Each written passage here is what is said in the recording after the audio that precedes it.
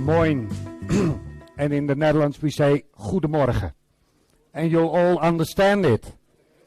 But I heard that Afrikaans is Belgium. Belgium is Flemish. Flemish is Dutch. So we're back. Okay, let's start.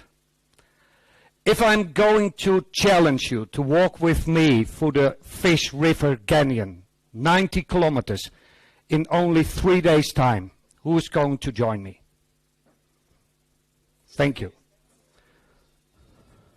4 days. Okay.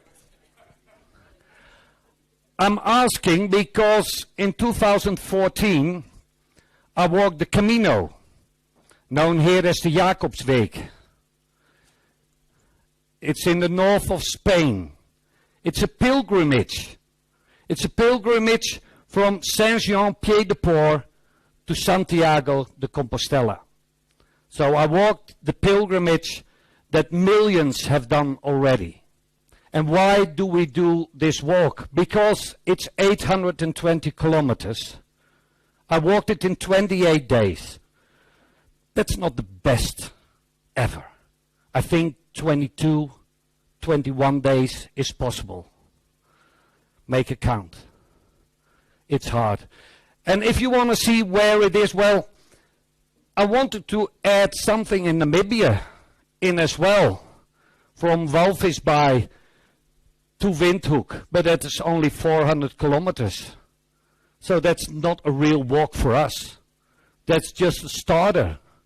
But you see some, and I'm going to walk from Nice to Paris. I'm going to walk from Switzerland to Rome, because Rome is of course the pilgrimage city. But why am I walking these distances? Well, I must tell you that the first time I wanted to walk this far, I thought I will find the why of my life. I was 55, I didn't have a midlife crisis. I was just fed up with the rat race. We were doing so many stupid things. We all have a not so smart phone. Because when it is smart, it would turn off automatically. It isn't. It's keeping us awake the whole night. Someone tried to call me this night at 1:30. Namibian time. In the Netherlands, it's 12:30 early in the morning. So, insane. And it was a private. So someone tried to sell me something. I will ask Andy whether he was it, because he is Andy Sales. So he tried to sell me something this morning very early. But I had my phone off. I'm one of the lucky people who know now that it's better to take your rest. It's better to know what you love. And I don't care why you're having, and we all know Simon Sinek. And we all know the why, the how, and the what. And do we really do that as businesses or as persons? Do we really know what we stand for? Do we really know what our core values was? And Koen said it already. I love the term non-negotiables. Because it's something I can't negotiate about ever. It's that basis, it's that fundament in my life that I have to follow. Whatever. And I wanted to walk the Camino to find out what my way was. I wanted to find the reason why I do what I do every day, and to find the basis. And then when you walk the Camino, you'll find this kind of roads. And you have no clue where it leads. You can't see the end of the road. Like here in Namibia, you can see a lot of roads. Try it in the Netherlands. There are always houses standing in front of your picture. So the reason for me to walk the Camino was to find my non-negotiables. And I did. I found some of them, but I must say that was after I finished in Santiago de Compostela. Because during the walk you don't think anymore. When you walk more than 2 hours a day, your brain shuts off. And you're just walking. And there is only one purpose, it is to put one foot in front of the other. And then you go. And you'll find your non-negotiables. This is what I created because I work with a lot of scientists and professors, and they have the job demand resources model, and they have all kind of models to tell us how to find enough energy to do our job. And then I said, well, it's not about finding energy, it's about finding your core values. So what I want to talk about with you is about finding your own core values, and I will show you 7 steps how you can be helped to do so, but we do this in companies as well. So that's always nice. Then how to charge your battery. We all know the term burned out. Some suffer from it, others can prevent it. And I know it's not something you can prevent easily, it's hard work, and sometimes it just happens to you. And for companies, I want to talk about profitability, the connection between value to profit. To know what your core values are as an individual and as a company, and find out the profit you will gain. And that's not only money, it's much more than that. So let's start with the core values. We can all name words like integrity, relationship. I don't mind which word you're taking, but I would ask you to make a sentence out of it. For me, the most important is my family is my central focus. Others will say my family come first. When I say that to my wife, she won't believe me, because I'm traveling all over the world. So she will say, yeah, okay, fine. But I made that decision to travel around the world while my children were grown up and were out of the house. And my wife said, do what you love to do. Go travel. Talk to the people all over the world. So core values are very important. The second one for me is fun is a fundament. I'm not going to be on stage if I don't like it. And we do a lot of jobs that aren't making us happy. But hey, it's money. So we stick at the job we don't like because, hey, it's money. I have a mortgage, I have children, I have a car, I want on holiday. I can tell you, I made the decision in 2014 not to do a job I don't like anymore. Since then, I have more jobs than ever. Funny. People recognize authenticity. They smell it. They know it that you're real. So sticking at the job you don't like will harm yourself and your company, your clients, or whatever. So finding your core values can be done in 7 steps. If you want an article, I'll send it to you.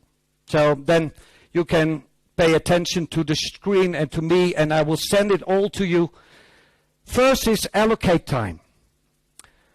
I was talking 2 weeks ago to the exco of a company in the Netherlands, and they wanted to find out their core values. They existed for 60 years. They didn't have core values. They had a mission statement, but they changed it every 2 or 3 years. When a new CEO came up, they had new mission statement. Yoo-hoo! People will understand it.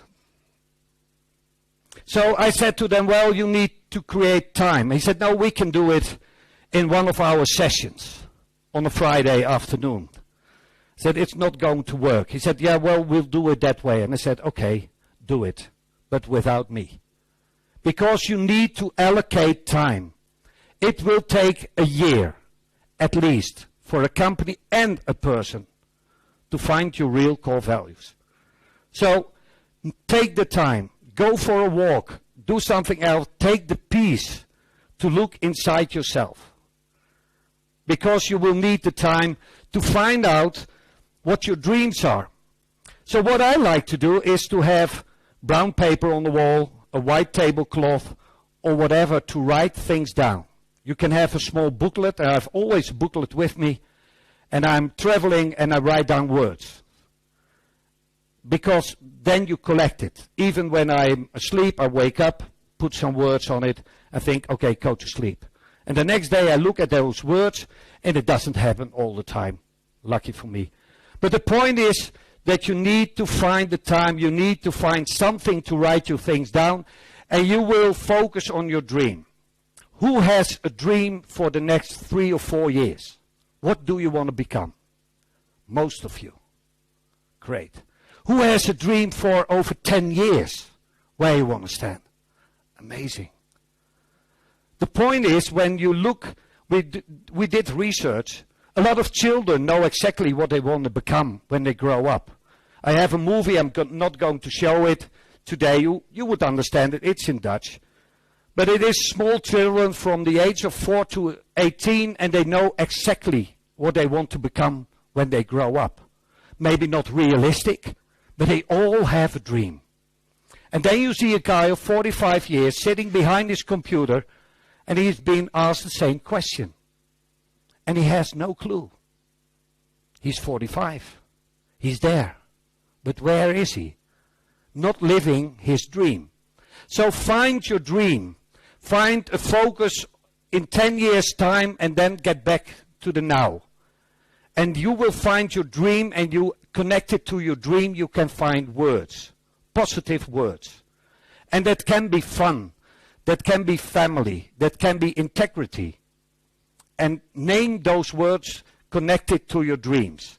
And when you have done that, you will find at least 10 words that connect with your inner soul, with your brains, with your guts, whatever, but it's connected to you. Those words mean something to you.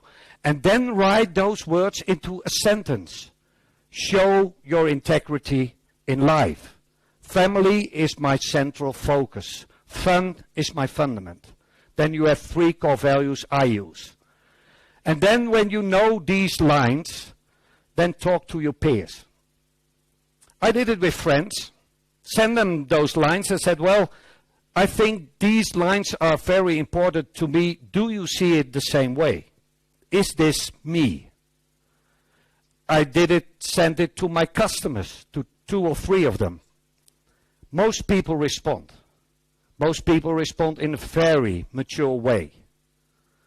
I had a client from a big hotel chain, and she said, whoa, I read those lines and I instantly knew this is Paul. And I said, thank you. Because then I'm authentic when I am working with them.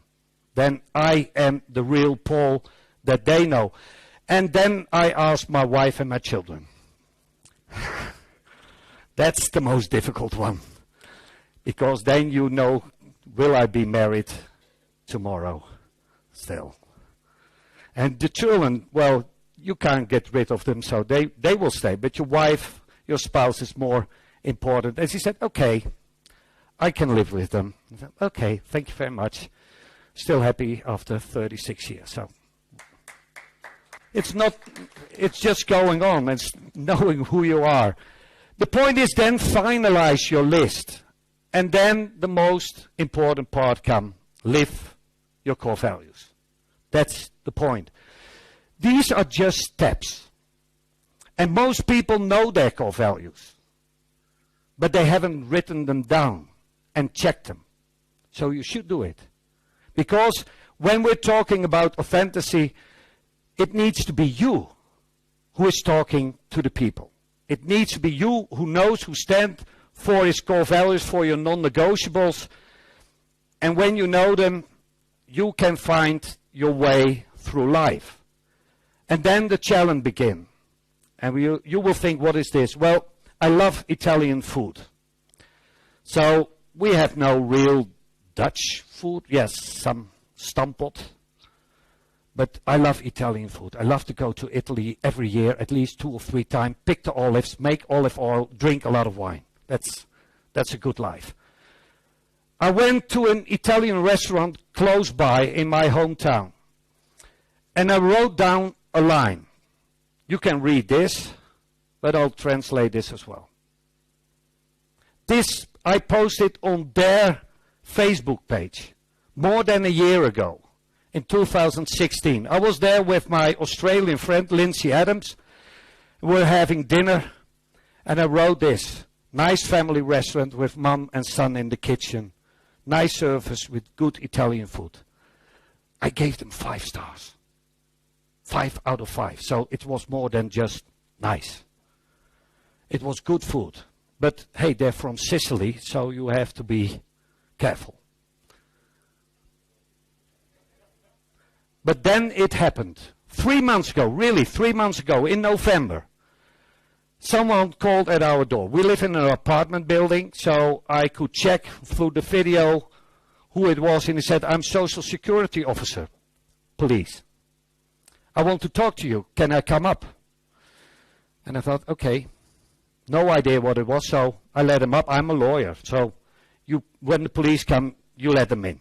So he came up and he said, did you post this? I said, well, you have a copy of it. So, yeah, I posted it. He said, do you know what it says? I can read.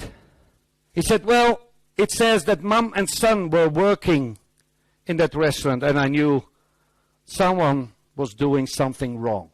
Someone was getting a social security allowance and working and not telling it. So they came to check with me whether I saw the family members work in that restaurant. And at that point, you have to make a decision. Will I tell the truth or not? Will I show my integrity in life or not? Am I scared for those Sicilian people, or will I tell the truth? I tell the truth as far as I know it. Because they showed a picture of Dad as well. And I said, I haven't seen that man. And I think that's the point when they came.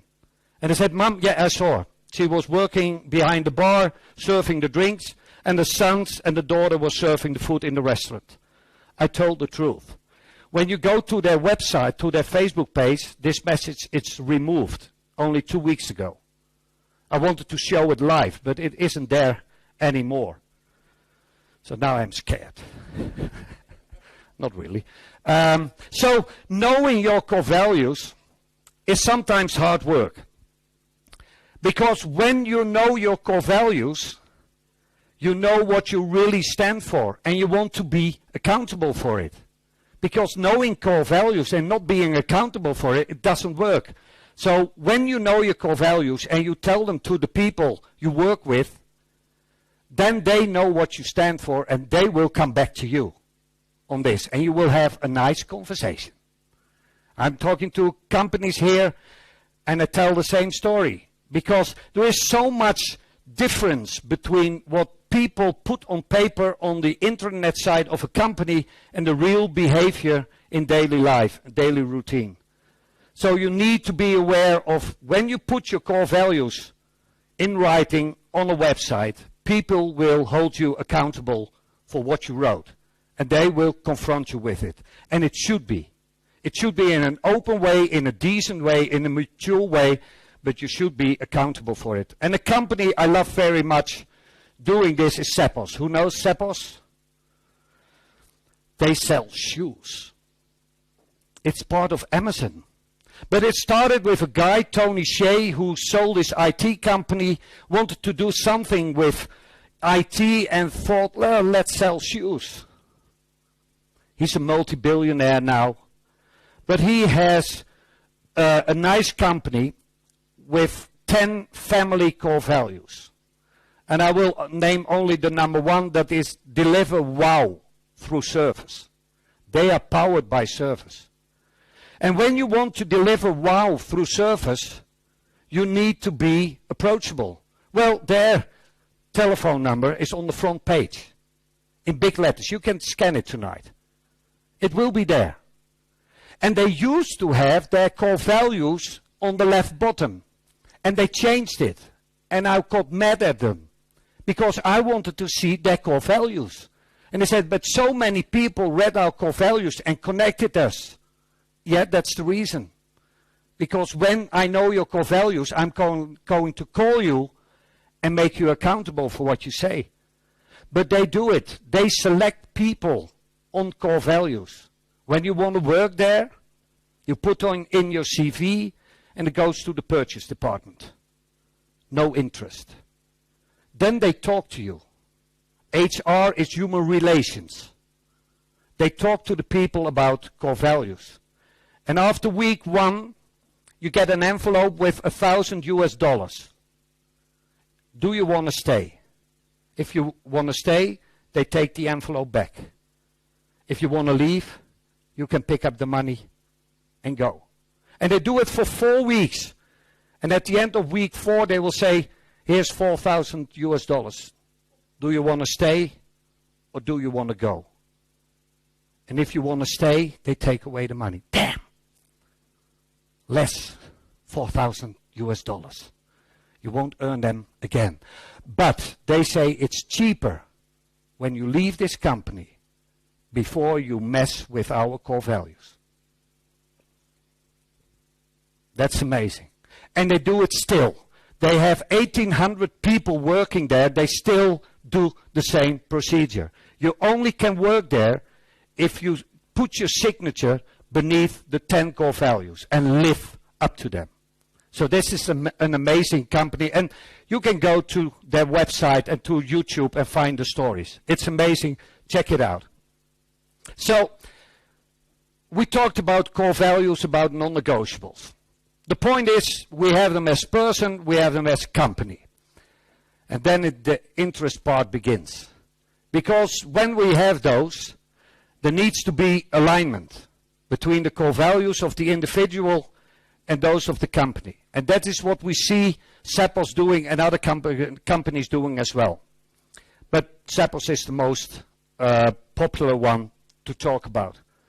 So you need to have alignment between those two. Why? Because we know that you need energy to work. And we know that you will have personal energy and you will have job energy. This is the job demand resources model. Professor Arne Bakker is professor now at Joburg, so maybe he can come over the next time and I can ask him to perform here. That would be nice. Personal energy. Anyone who knows what it could be? Where does your own energy come from? Where is your energy? It's on the inside. It's how you live. It's about your personality. It's about your optimism. It's about coping style. It's about resilience. These are all factors that determine what your inner energy will be. So a lot of people go to work, have a lot of energy, and they come home and they're burned out that day. And we hope that they get enough energy to restart the next morning. So what we love to see is that your job will give you a lot of energy as well. And you can get energy from your work, and we call it the ABC. It's quite easy. It's autonomy. We all love to be in an autonomy situation. Not that you can decide everything, but you have the feeling that people will listen to you. So we have a lot of companies where professionals are working with clients, but they are never asked what we can approve. They are doing the work. So we have the pyramid, CEO, exco, middle management, working class. I turn it around. We have professionals. They are the ones who connect with clients. When I call a company, I get connected by a human being, not by an organization. Organizations don't exist. You talk to people, and when they have a bad day, whoa, they lose a customer. When they are friendly, I will stay. Who's determining it? The person and the company. So autonomy is very important. Belonging, being part of a family, a team, a group, whatever. I work in companies in the Netherlands who deliver home care. And then people are working at 10 addresses a day and they never meet a colleague. And engagement goes down. Not because there is no autonomy. There is. Maybe more than they like. But there is no belonging. There is no connection. So we connect every Friday with all the people to get to exchange your feeling, your emotion, and your experiences. Belonging. And the third one is coaching. Coaching is so important to create this amount of energy. And this is what we did in the Netherlands for many years. You know, the hyacinths, the tulips, and the windmills. And in former days, this was more than enough to have energy. And now when we look good, we see that we need much more energy to survive in these days. So look at your energy resources, because you will need a lot of them. Be careful with what you're doing, spending your time. Who can see the difference between those two rucksacks? Not the color. It's not easy. It's the content. It's the job demands. It's what I need to do. And there will be a difference between 9 kilos and 11 kilos. The difference is 2 kilos. Is that much? No, it isn't. Well, it's a bag of sugar. And carry that for 820 miles extra. I can tell you, it makes a difference. After 10 days, I decided to get rid of 2 kilos from my backpack. And the walking was much easier. Only 2 kilos. And go to your job. Go to your business. There is a lot of things that are really a burden on us. The job demands are so big that we lose so much energy that we can't survive our job. And that's ridiculous. We have to be careful with what we're doing. So when you know your resources, when there is not enough to live up to your job demands, you will get a burnout. And this is what happened to people. And it has to do with resilience as well, because people with a high resilience, and we can measure it nowadays, it's nature, it's not nurture, it's nature, it's there all the time. We can help people to survive when they have a high resilience, but when they have a low resilience, we need to be much more careful with people, because the job demands will be too big, or they have a fully charged battery because they know exactly what to do. Resilience, I told you already, resilience can be worked on, because when you have your own resilience ready and you know exactly what it means, you can improve it and you can stabilize it. And that you have to do less drinking, more sports, nice food. And recently people told us that doing fitness isn't good enough. You just have to walk 30 minutes a day. So maybe we could use that, because then your resilience goes up and you can do the job that you like to do. So for me, talking about authenticity is about talking about experience. And we talk a lot about customer experience. And Andy will go about sales and customer experience. And I would like to get more attention to employee experience. Richard Branson said, I don't take care of my customers. I only take care of my employees. They will take care of my customers. That is the nice way to work with your professionals. That's the way we should do it. And then we need to know the core values of the company, and we need to know the core values of the individuals. And we'll help the people to get alignment between those two. Because the difference between an engaged employee and a disengaged employee, any idea what the percentage of engaged employees in Namibia is? Gallup is doing research all over the world. Most of the time they show a garage, and you have people on it, and you have some people in front of it, and you have people at the back. And at the front, those people are the ones who are engaged. The ones on the garage are satisfied. They're quite happy. They get their money in time. They can work, go home, enjoy, and have a hobby which gives them real engagement. And you have people who are totally disengaged. And we would hope that they would leave the company, but they'd like to stay. What percentage is in front of the carriage? Any idea? 26%, 10%, 5%. It's always nice that you have that difference. The amount of people behind the carriage who are pulling it back or holding it, how big is it? 50, 60, 10% at the front, 60 at the back. we're not going forward, we're going backward. What they say about Southern Africa is 10% at the front, 40% behind the car, and the rest in the car. In the Netherlands, it's 10% in front of the car, 10% behind the car, and we are so satisfied. 80% on the car.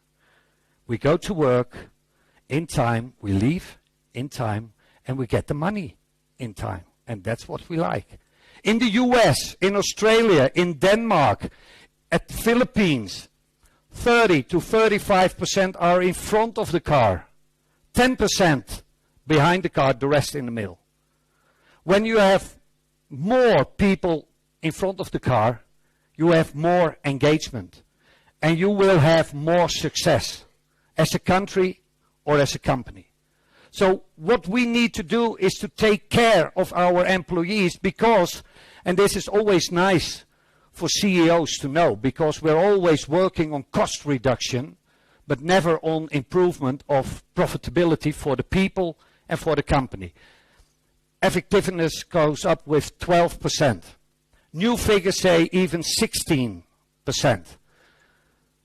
Productivity goes up with 18%. The difference between an engaged and a disengaged worker is 18%. In Sweden, they decided last week to go from a working day from 8 hours to 6 hours. They did research. Working 6 hours made the people more productive than working 8 hours. Happiness went up because they had more time to spend with the family. They are more productive. They don't waste time at the office. The first 4 hours they were working the most. And the last 2 hours, nothing. So they skipped it.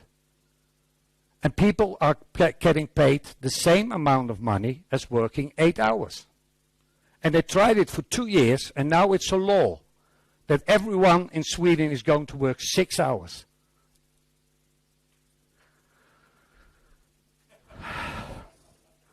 Don't go to Sweden. It's very expensive, I can tell you. Customer satisfaction goes up. So the employees are more engaged. The employees work better, work harder, are more productive, deliver better quality. So the customers are more satisfied. And the most important part is sick leave goes down. And maybe it isn't an issue here in Namibia. I see you know. I can tell you in the Netherlands it's a big issue. We have an average of 5% sick leave. We are paying for 12 years for people who are disabled. So we know what it costs. The point is 80% of all sick leave is not medical. It's something else. It has to do with engagement. It has to do with problems I have at home. And then I can't focus anymore on my work. And I think, oh, let's stay home because I have complaints, psychological complaints, or physical complaints even. So people aren't working. Sick leave goes down, and the latest figures are 41% in 2016. You can check with Gallup, you will find the information. So what we saw is this. We saw that we could put pressure on sick leave and try to get those people back, because then we will see this. And we will see a profit increase driven by cost reduction. And a lot of CEOs and ExCos love this, because cost reduction will help us create profitability. Engaged people are more productive, working 6 hours and delivering more because I'm engaged. So for me, it's important to work hard, to focus on core values, to work on your non-negotiables, and you will find this road to go. So to recapture, for me it's important to know your non-negotiables as an individual and as a company. Because when I know my non-negotiables, I can, when I see a situation that's hard for me, I can look at the alternatives and I can make a decision. I can make a choice. For me, making a choice is the most important part of this story. Because by making a choice, you will find your route. And find your route means that you will be accountable and you can make your choice. Thank you very much.